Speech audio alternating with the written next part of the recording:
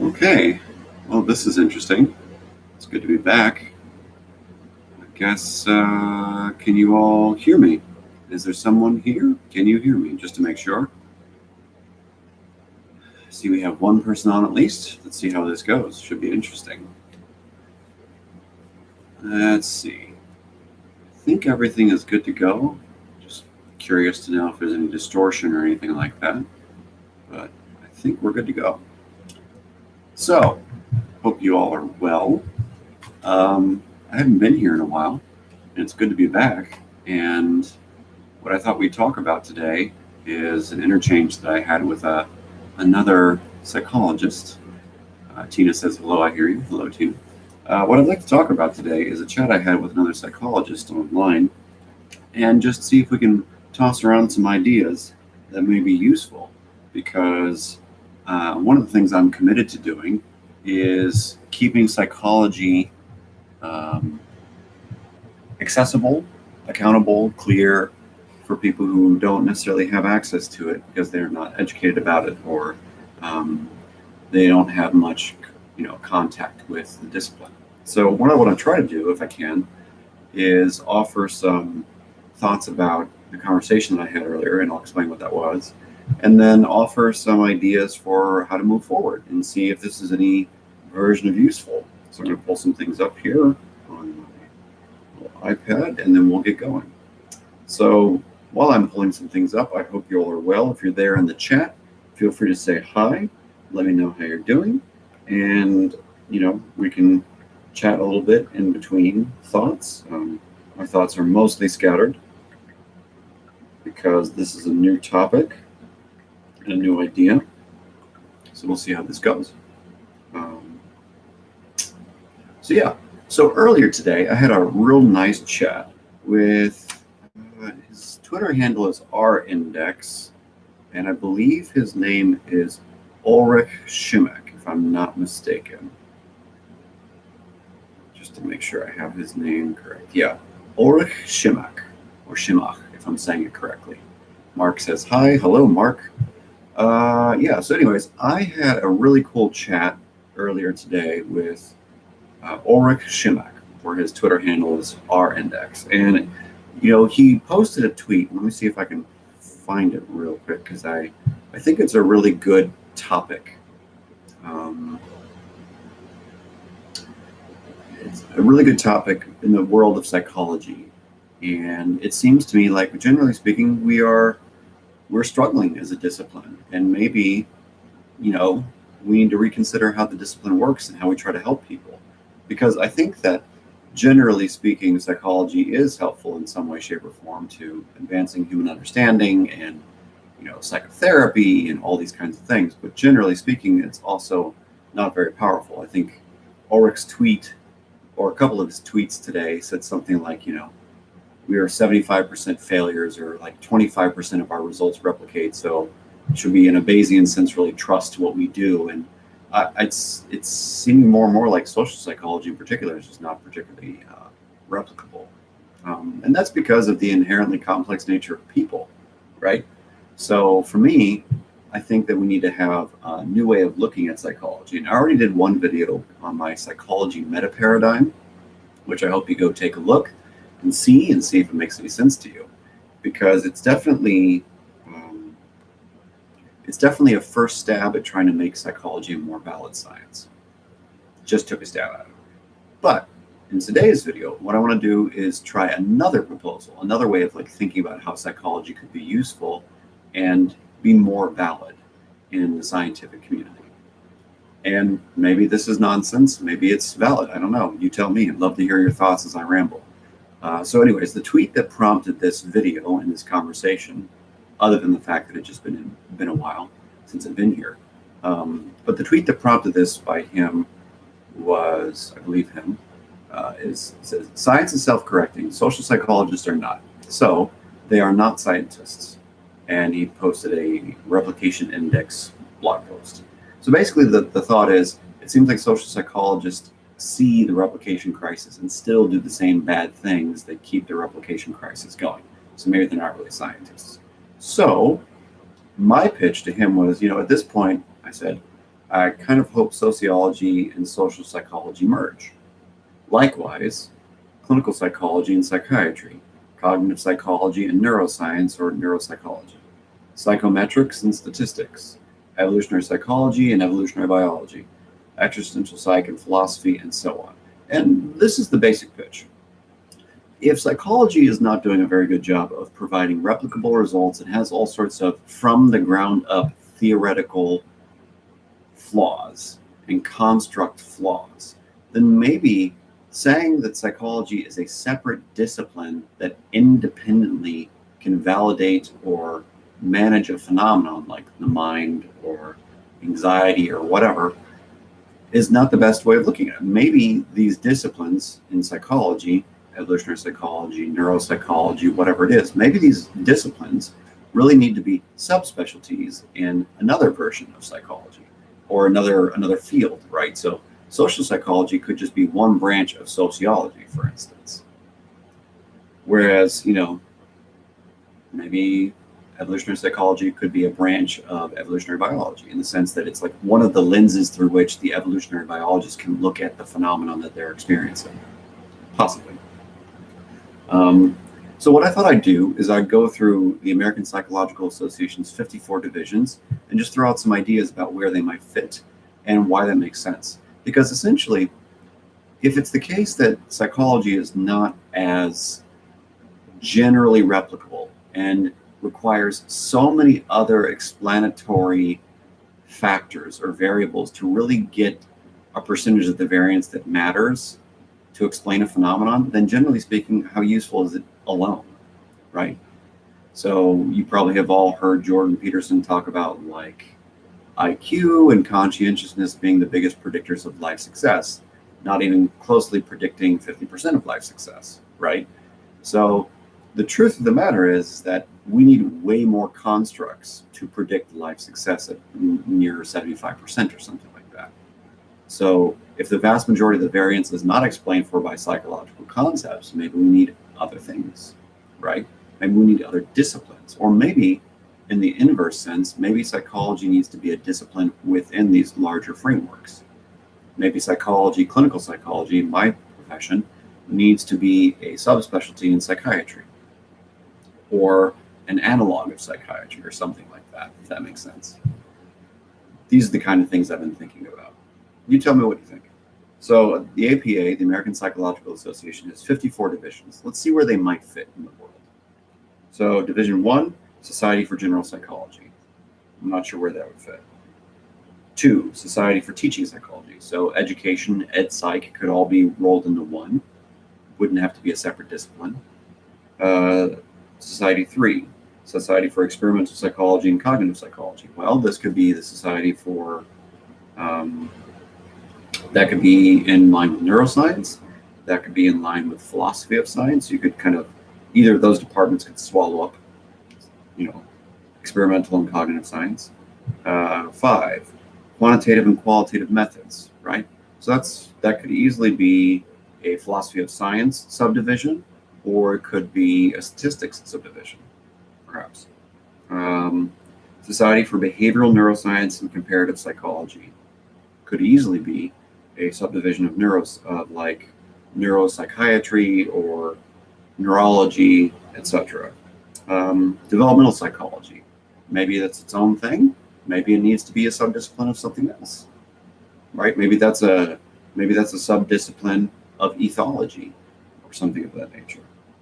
The Society for Personality and Social Psychology. So, I'm a big fan of personality psychology. However, it seems to be that, many of the findings don't fully explain things or explain enough of the variance away. So maybe something else. Maybe they could go live with clinical psychology. Maybe they could go live with evolutionary psychology. Who knows? Society for the Psychological Study of Social Issues. So that sounds like another sociology subdiscipline. Society for the Psychology of Aesthetics, Creativity, and the Arts. That sounds like Scott Barry Kaufman's group of people. And who knows, maybe that would be a good subdiscipline for an art department or for a history department. Society for Clinical Psychology clearly could be part of psychiatry anywhere. Society for Consulting Psychology, so part of the industrial organizational world, for instance. There's a lot of different ways that these various, I'm not going to go on because there's 54 of them, but just as an example, these are the various disciplines within psychology according to the American Psychological Association. So it seems like a lot of them could be swallowed up by other mainstream disciplines. Does psychology really need to be a separate discipline is the question I find myself asking myself. And I don't know. I don't know anymore. I really don't know. What do you all think? Where's your head at? What are you thinking? Or are you caught in other issues? You worrying about the riots in Portland and stuff? Where are you at?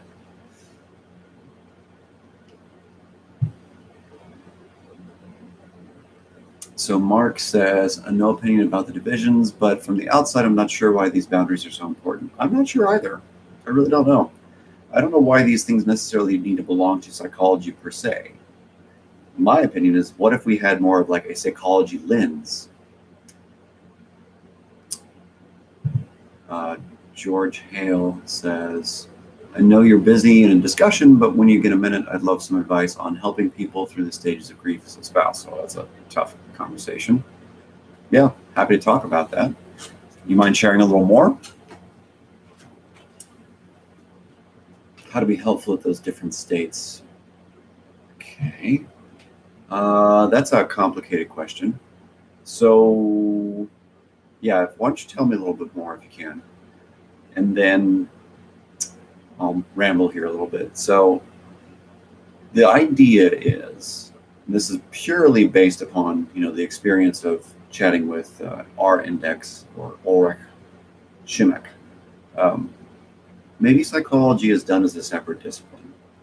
Maybe psychology just needs to be a subspecialty or a different lens through which, one of the mainstream sciences can actually, deal with these different topics that they face. So that's just a thought. I'd be curious to know what you all think. I mean, I don't know how many of you are in the professional or the academic world or in the psychology world, but it'd be cool to hear your opinion. And another reason why I think this is an important discussion is because as more and more people gain access to information about psychology and to different disciplines in academia through YouTube videos like the stuff that I've made and other people have made, and through, things like the Khan Academy and whatnot, I think, academia at large is going to face a lot of crises. I mean, the replication crisis is a series of crises, and it's been a huge problem in psychology for a long time. And we still have no clear, I guess you could say, solution, which is sad because some very smart people work in our field, and it's just, we have a very conceptually flawed group of people, but it's not just us. It's going to be other disciplines in philosophy and many different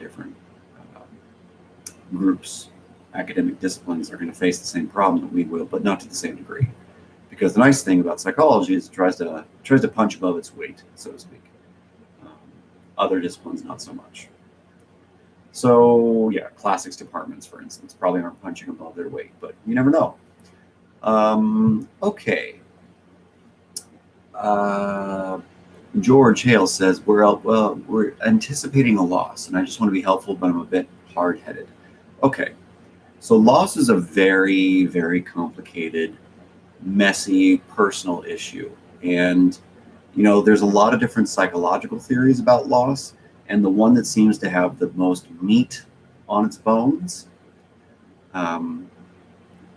usually kind of focuses on two different types of coping, per se. Because I know a lot of people focus on the Elizabeth Kubler-Ross stages of grieving, denial, anger, bargaining, depression, acceptance, and whatnot. But the problem with that is, there's really no good empirical data that shows that people reliably go through these phases, or cyclically. We don't really have any good data that shows that. So really, it's more of a very loose framework that kind of appeals to people intuitively, but it doesn't really it's not a real phenomenon for most people. So it's just, you can expect anger, you can expect denial, you can expect bargaining, all that stuff. Not that there's actually like a rigid framework. That's the first thing. The second thing is, in the dual process model of grieving, um, there's this dialectical tension between wanting to stay stuck and feel bad and sit in the pain and the sadness and the confusion and the hope and the despair. And then there's this dialectical tension that also pushes you to the other side and makes you want to do restoration-oriented coping is what it's called. So maybe you'll do things like, have a funeral or a wake, or maybe you'll do a celebration of life ceremony, or maybe you'll pay off credit cards that the person had, or whatever it is. You'll do things to kind of, close up shop and move on. So essentially, from my understanding of the dual process model for grieving, at least, is, you have to live in this dialectical tension between wanting to be stuck in the feelings and onto the feelings and move on to restore, like create a new version of yourself, and version of yourself without the person in your life. So moving back and forth fluidly between those two mindsets, phases, ways of functioning is the main challenge for people, and not letting the tension between the two cause you to explode or self-sabotage or do things that would hurt the relationships in your life. So, George, that's the first thing I would want you to think about, is just like this dual process model and how it shows up and how it could show up for you and your loved ones who might be dealing with an upcoming grief. And being flexible, right? Because I use the Dan Siegel framework of flexible, adaptive, coherent, energized, and stable. And flexible doesn't mean like you do whatever, whenever. It means that you're reasonably accommodating back and forth based upon context and circumstance. So I'll come back to your comments once I see them. Next up in the comments, Jefferson says, unlearned here. How could you sell the psychology as a lens idea to other, especially the more concrete disciplines? What would be the best strategy for convincing experts within those? Well, see, Jefferson, thank you for the question, because I think that's a very challenging obstacle that psychologists would face. Like, let's just say that my random insane theory made sense to people in academia. I published a paper or something and people bought into it. So the main challenge would be, okay, all of a sudden psychology departments are now going to disband, and the evolutionary psychologists are going to go hang out in the biology department, and then the clinical psychologists are going to go hang out in the med school with the psychiatrists in the psychiatry training world, and the experimental psychologists are going to go hang out with the philosophy of science folks, right? Like, generally speaking, that's a massive infrastructure change, because now you're adding like 4 to 6 people to every department, and funding and all that stuff is going to be a giant mess. From a theoretical point of view, I would say having a psychologist of that specific subdiscipline on your staff would add a whole lot, because they're just well versed in a bunch of literature and theory that you're not supposed to be as a neurologist if you're hooking up with a neuropsychologist, for instance. You know what I mean? So there's that as an idea. But yeah, it's very difficult because everyone's kind of territorial, like, this is my domain and I have to look good and all that stuff. And it's just like, well, yeah, and yet, what if it could help, right? So that's just my first response. I don't know. Mark says, the next crisis in psychology is generalizability. That's already here. And one of the classes that I've taught at Cal Lutheran is an applied research methods class. And that's one of the things that I say whenever we're critiquing articles together in class. It's like, generally speaking, the vast majority of what we put out in clinical psychology, in experimental psychology, and social psychology, and all this stuff rarely replicates, and rarely does it generalize to other cultures or even cities, right? Because most studies are done with white, educated, et cetera, the weird populations. So we need to figure out how to have less weird samples, right? So to be fair, certain disciplines are really trying to take on the weird problem in psychology. So evolutionary psychology is all over it, which is great. They do a lot of cross-cultural research nowadays, which is cool, even though there are conceptual and theoretical foundational issues with evolutionary psychology. So yeah, it's seriously not a well-considered problem.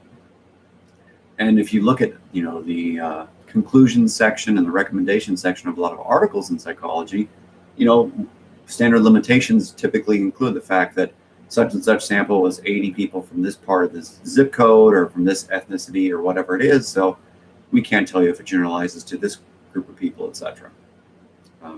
So yeah, it's a big problem, and we're not sure what to do with it.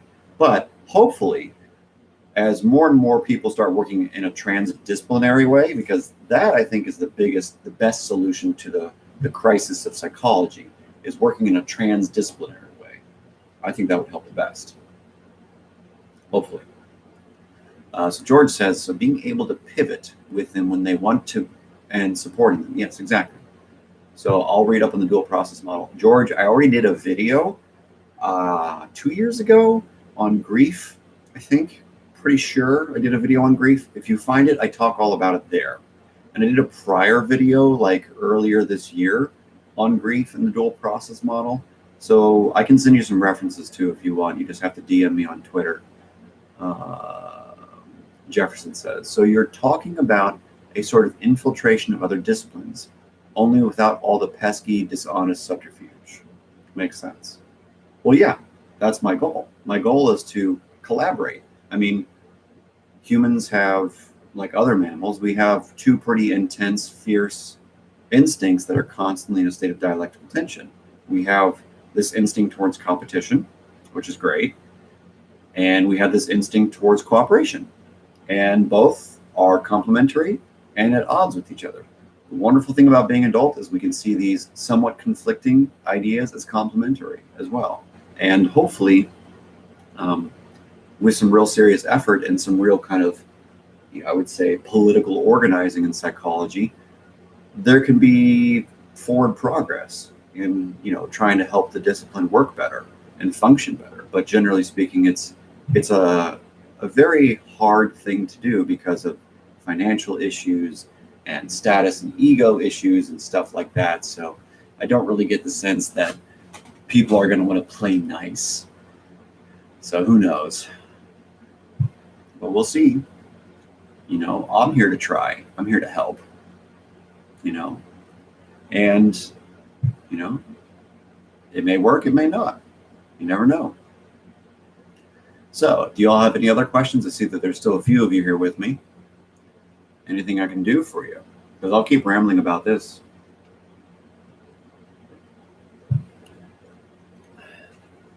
Any questions you may have for me? I'll check out the Twitter and see what's happening there. I didn't come here with a lot prepared. I just came here to ramble, essentially.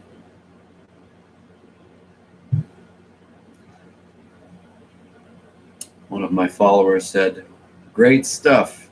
Love the account. You definitely have a face made for radio, though." I certainly do. I'm going to respond right now. I certainly do. And I wish that I could be more attractive, but it's just not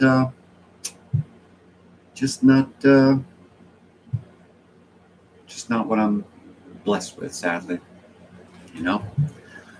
George says, what do you think of the duality of responses to masks and other prevention efforts? Oh, okay. Well, I can give you my take as a person / clinical psychologist.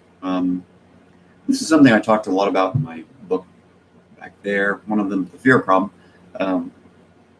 We have a problem with hyperreactivity. And what I mean by that is not in the sense that, I'm glad you've read it. And what I mean by that is not that we are hypersensitive, it's just that we're hyperreactive. And the reason is because we're hyperstimulated. So if you just spend an hour a day on social media, whether it's like Instagram or Facebook or Twitter, especially if you spend an hour on Twitter where everyone's fighting about everything, what I would argue is that generally speaking, we're not well designed for all the information we take in. And I had a little back and forth with Scott Barry Kaufman earlier today, who's very thoughtful, very nice, smart psychologist, about the same problem. He kind of attributed to like the dopamine seeking problem, and I don't think it's quite that simple. I think that generally speaking, we can handle supernormal stimuli because we've been handling them since we've been alive and since mammals have existed. But what we're not good at is taking in a lot of information that directly activates parts of our fear systems, our threat management identification systems that allow us to, be motivated to act. Because it's not that we shouldn't be motivated. It's just that, are we taking in relevant information that, and how does that fit with our Bayesian priors and whatnot? Because the truth of the matter is, self-serving bias, things like that, we're going to take in a lot of information that really kind of hones in on our a priori assumptions about how things are. And I think that's a recipe for disaster. Like the algorithm on Twitter and all these other things it's perfectly designed for, here's the next bad thing happening with Donald Trump. Here's the next bad thing happening with the pandemic, all this kind of stuff. So the fact that we see such a strong, let's say, visceral reaction to the mask thing, because on the one side, it's intense fear says, oh shit, put on the mask, don't want to kill yourself, don't want to kill grandma, don't want to spread a virus that we don't really understand. And again, knowledge is power. So the fact that we have very little knowledge about it tells our primitive side, our instincts, to be like, okay, more on the lookout, on the alert, more fearful, more combative, etc. Then the other side of the aisle, and it's a spectrum, I'm sure, but the other side of the aisle that I think you're alluding to, George, is, don't you step on my rights.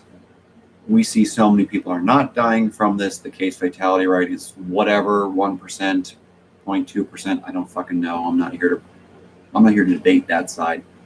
Any side. So because it kills so few people, why in the world should we have to wear a mask? Don't step on my rights. This is Orwellian nonsense. This is double. There's all these, all these things that this side of the aisle argues for. And again, these are both very prototypical fear responses. I talk about it in my book. There's the proactive, aggressive thing. Like the people who are anti-mask are very afraid of their rights being trampled on, so they're going to be aggressive about not wearing them and getting people's faces, etc. And then you've got the people on the other side who are very aggressively like, you have to wear a mask and get out, and bad mouthing and name calling and ad hominem and all sorts of fun stuff. So they're both the proactive aggression that you get from a threat response. It's how I see it. And we have not made peace with this part of ourselves. We have not made peace with this threat management system in our brain. We can be as smart as Elon Musk, or I don't know who's smart anymore, honestly. It's hard to tell. We can be smart as any of these people who are successful in all these domains, but that doesn't mean that emotional, affective set of systems in your brain responsible for understanding, acknowledging, and managing threats is not old and primitive and, let's say, sensitive in ways that we don't understand. So that's my issue. That's how I see it. And social media doesn't help. The news doesn't help. I am so looking forward to CNN, Fox News, and all these other organizations falling off of the cliff, financially speaking. And I cannot wait for the rebirth of news media in small siloed forms, excited for that, because those clickbait assholes are hurting us all.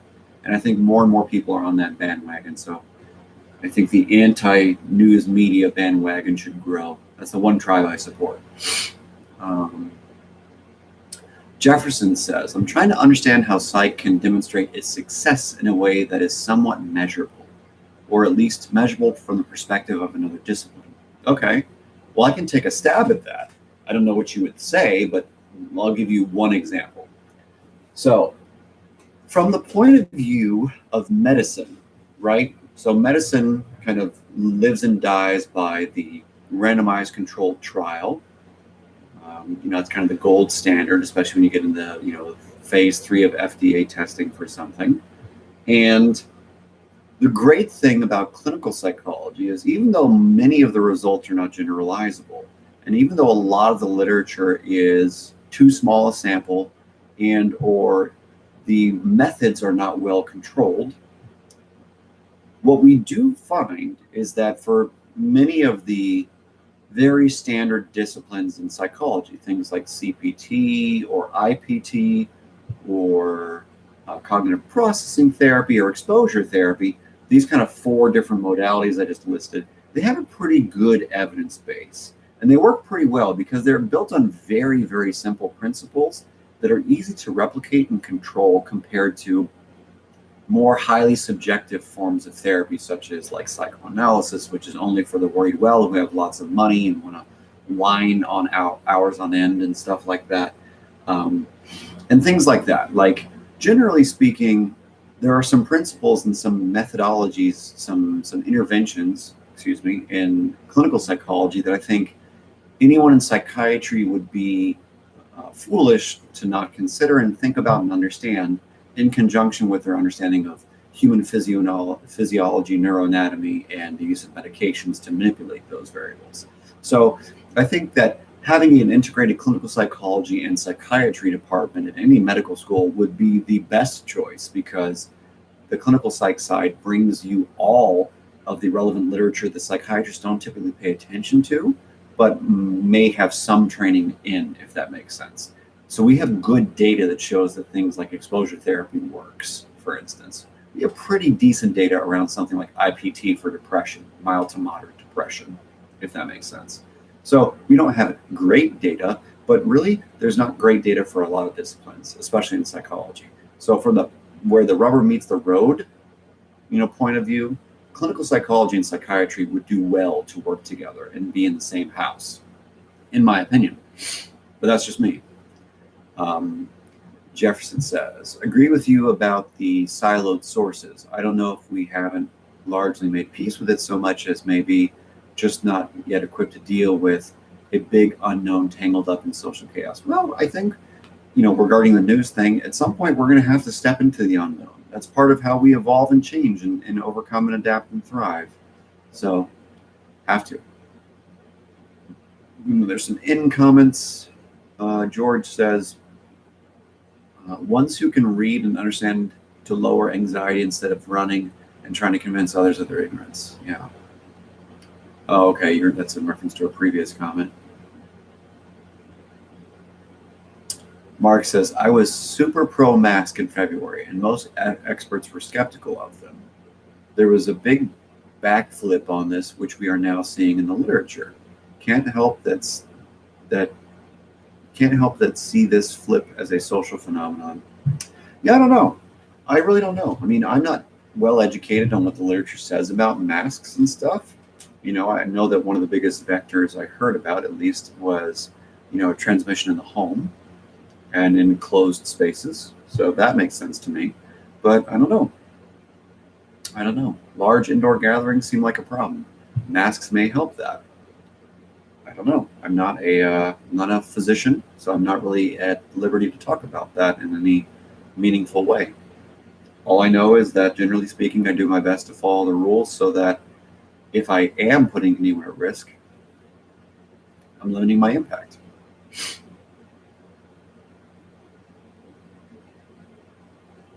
So Mark said the literature was solid of the mechanics, but mixed on the impact of them, all things considered. Okay, fair enough.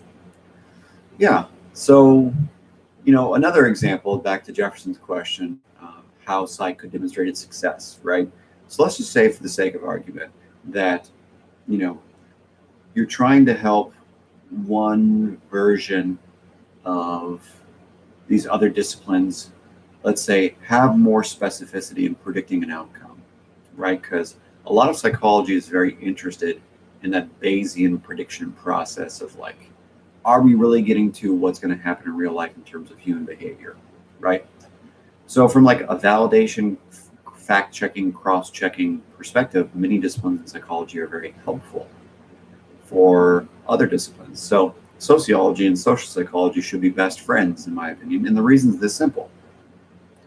Sociology does a very good job of putting out theories, ideas, concepts that may be useful for people in conceptualizing the world, which is cool. You know, one of the biggest culture war topics is critical theory nowadays, thanks to James Lindsay, Helen Pluckrose, Peter Boghossian, and all the people who can't stand them. And the truth of the matter is, I think critical theory is great. And I think a critical psychotherapy would be awesome. And the reason is because it's already being done. It's being done by the fourth wave psychoanalysts like Robert Stolrow with the interpersonal psychoanalytic societies and those different disciplines. And it'd be very, very helpful. And critical theory as a lens on psychotherapy would be great. And then I would say, just my opinion, social psychology as a lens on sociology would be great, because the social psychology really gets to the deeper mental constructs that supposedly underlie these broader ideas that sociology produces, right? So you can take, or you can even do cognitive psychology, right? So you could say the concept of a bias or a fallacy. These are two concepts in cognitive psychology and in philosophical disciplines, logics, etc., different modes of logic, biases and fallacies that you can examine from the point of view of cognitive psychology. So how do people understand fallacies and biases from the point of view of the interpersonal perspective, right? And what standardized measures of biases and fallacies, etc., could you create? And or what research would allow you to kind of illuminate the way in which the hindsight bias shows up, right? So philosophy produces these things, philosophers produce these biases and these fallacies, and then cognitive psychology, etc., could validate them. Social psychology could validate them, if that makes sense. So there's a lot of transdisciplinary tension, dialectical tension, but there's no negotiating it. Just sitting in opposing forces fighting each other is the problem, I think. So I hope that changes about psychology at some point. And I hope that other disciplines get their heads out of their asses and let psychology come play. And I hope psychologists get their heads out of their asses and go play with people. Because, why the hell do you have to know everything? Why does one discipline have to fully explain humanity when that's not possible, right? I'm sure there's some profound quote from a philosopher somewhere, etc. But generally speaking, it just doesn't make any sense that there's one way of looking at the world that fits, epistemology and whatnot. Like there's not just one epistemology that makes sense. So I think that's the state of the world that we're in, because we have so much information. We're finally at this apex of like, okay, we know all of it. We know what's going on. We know what this discipline says. We know what this discipline says. We know this discipline's shortcomings. We know this discipline's shortcomings. Perhaps we can account for each other. That's the area that we're in right now. And hopefully we go for it. George says the United Golden Hammer view. What is that? Educate me. Rodney King. Can't we all just get along? Yeah, I wish, right? So I don't know. What is the United Golden Hammer? Is that like a Thor joke or something? Like, I have no clue. I don't even know what that means. Let's see what's going on Twitter real quick, just to make sure I'm not missing out on anything. Dopamine.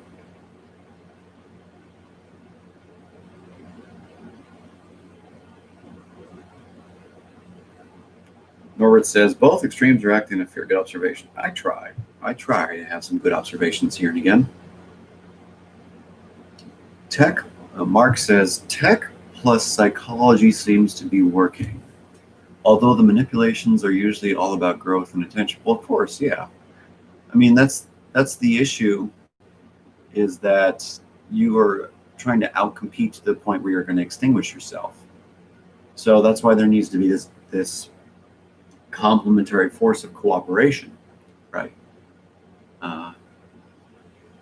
Oh, the golden hammer is the view of one discipline to explain it all. Gotcha. Yeah. Yeah, no. It's impossible. George Hale says tech plus psych equals Skynet eventually. And that's the scary thing, right? That's the AI scary question. A lot of cool panels have happened in the last decade on that, but, a lot of cool stuff to watch. Yeah, I think that one of the saddest and the most amazing, history of psychology facts is that one of the founders of behavioral psychology, John Watson, was one of the first industrial organizational psychologists and marketing and consulting psychologists. And what he did, as he kind of ruined the world in the capitalistic sense. Like he's one of the reasons why capitalism is so bad, so to speak, for the people who can't stand capitalism. You can blame psychology to a degree, so you're welcome. And the reason is because, whenever Watson was earlier on in his life, I think it's earlier on in his life, he worked for a lot of different businesses, and he tried to use a lot of the principles that he understood to try and help people market more effectively. And one of the things that he came up with was kind of pairing, right? So taking the concept of pairing one pleasing stimulus with an unknown, unconditioned stimulus, right? So one of the reasons that we have the prototypical like hot chick eating a hamburger to advertise Hardee's or McDonald's or something like that is because of Watson.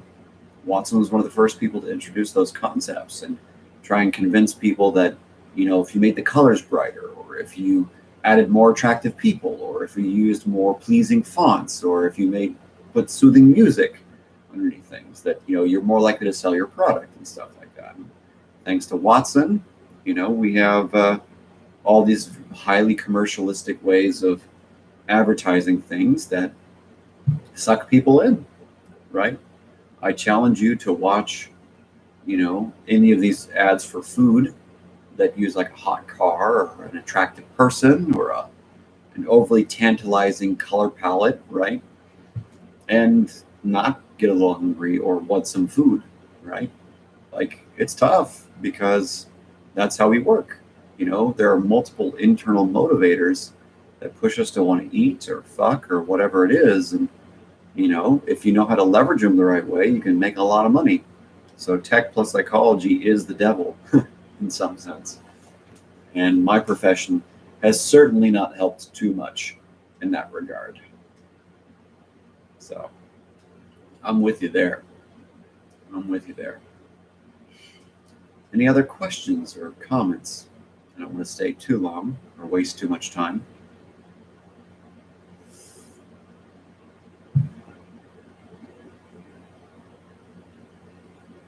Had some interesting chats so far. It's cool.